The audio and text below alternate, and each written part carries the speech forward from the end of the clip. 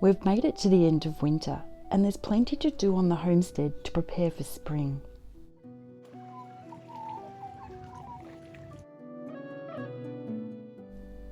I'm starting a few pumpkins, squash, zucchini, eggplant, celery, some chives and basil this week.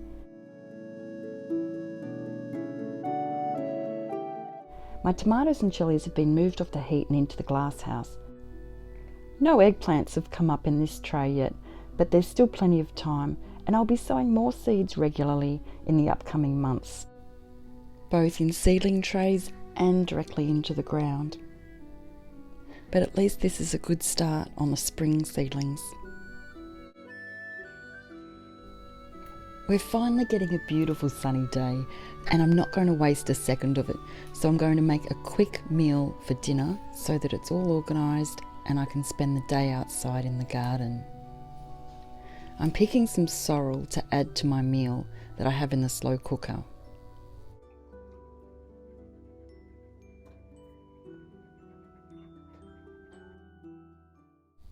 I've got some lamb, dehydrated carrots and dehydrated celery with a bit of water. An easy slow cooked meal doesn't need looking after, and you can eat it whenever you're hungry in the evening. It's the last chance to move or plant out fruit trees into the garden.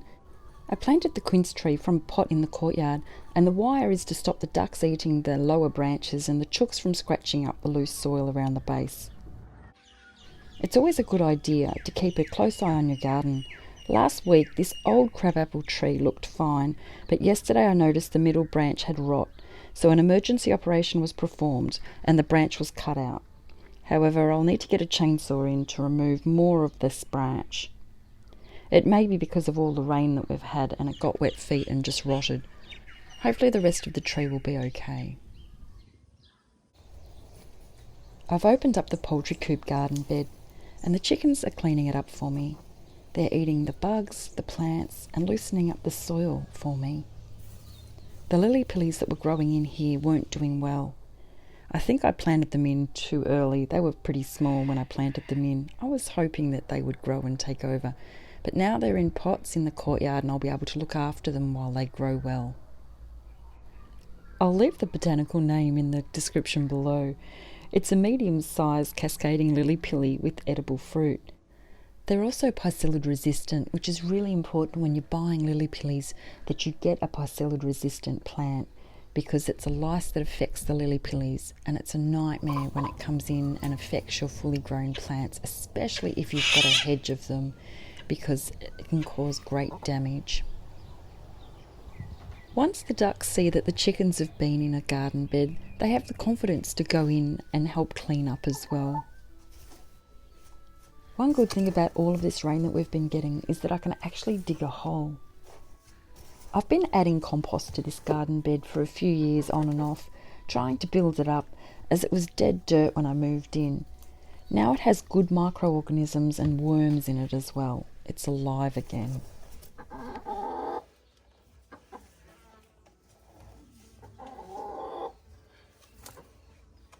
This is a Feijoa, also known as the Pineapple Guava.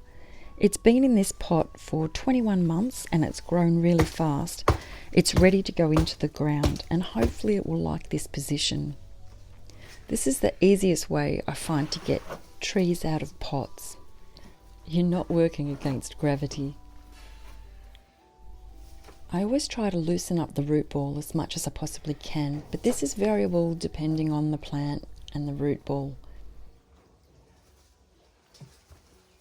Once I stand the plant up, I then look at the plant and I work out which looks best to be the front of the tree.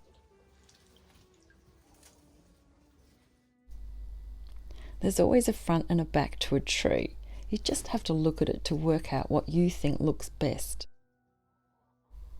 Once the tree's in the right position, facing in the right direction, and it's nice and straight, I then backfill it, keeping the soil at the same height that it was when it was in the pot so that the tree doesn't get collar rot.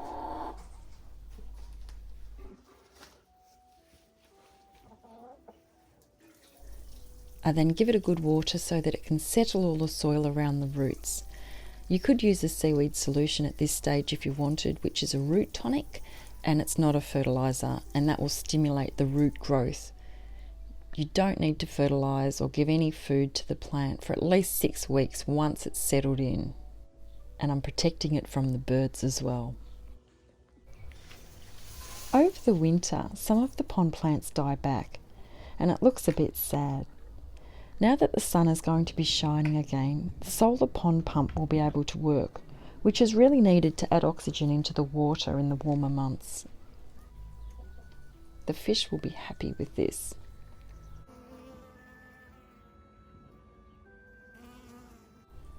I set my solar panel up towards the north, which is where we get the most of our sun in the summertime in the southern hemisphere.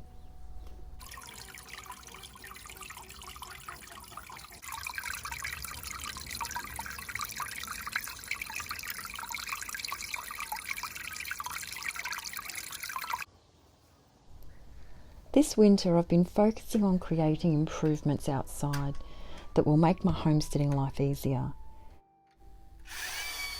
This is the last gate that I've made, and it doesn't get used much, so it's a very basic design. When I hang gates, I screw the hinges on first.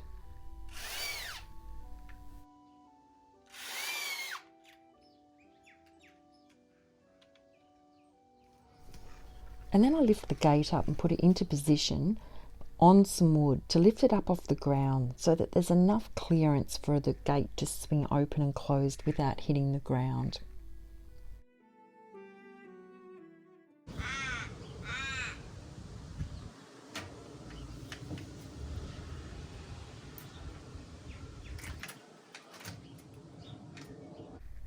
I then line up the gate vertically by eye so that it's nice and straight, and I screw in the top screw and then one bottom screw, and then all the rest of the screws go in. Completing small jobs like this actually saves time in the long run. I won't have to be looking for eggs every day behind the shed in amongst my scrap iron, which will definitely be saving me energy and time.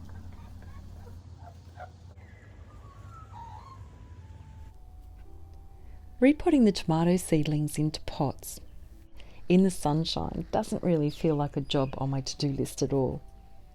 I'm using a mix of high quality potting mix with homemade compost mixed together. Repotting the tomatoes into the bigger pots will help them to grow and get a good head start before I plant them into the ground. We're still getting frosts here, so they need to be in the glass house for a bit longer, but at least they'll be growing nice and big. After a grey long winter, I'm really looking forward to the warmer weather, and feeling the sunshine on my skin again feels so amazing. As with every spring, it's exciting, the anticipation and the wonder as to what is going to grow well this year. As every year there's something that doesn't grow that well, and there's things that thrive, and it's so exciting to know that all of this is ahead of us again.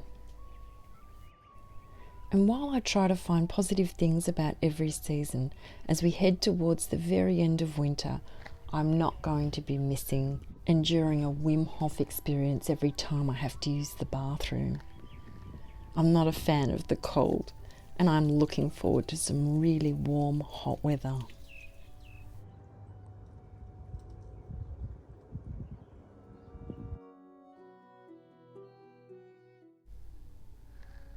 We are really lucky to live in a location though, where we have so much fresh produce coming in out of the garden in the late winter. Turnips, yacons, Jerusalem artichokes, leeks and spring onions are some of the foods that are coming out of the garden at the moment.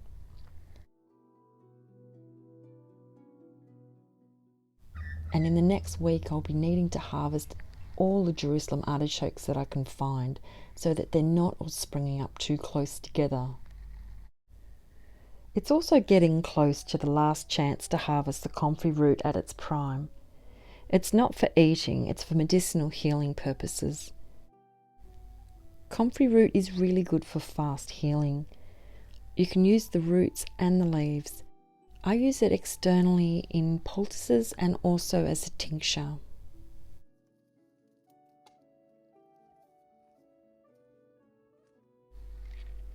Yesterday I added 6 inches of compost to this harvested yacon bed.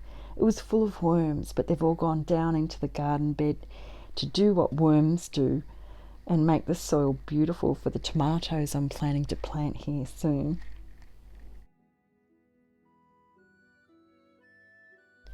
I've started using a traditional Korean hommie when I'm weeding around my plants. I use a hoe for the bigger jobs, but I wanted something that was easy to manage and get around the plants easily without damaging my plants. And this tool has great control, although it is a right-handed tool and I'm left-handed, or actually I'm ambidextrous. So I can use it, but I do find it works better in my right hand. But I can still use it with my left. It's still easier than weeding by hand. If you're heading into autumn and you'd like to see what happens at Moat Cottage in the autumn time, then check out this video. Or if you'd like to check out any of the other seasons, then it will be in this playlist. Thanks for watching. I'll see you in the next video.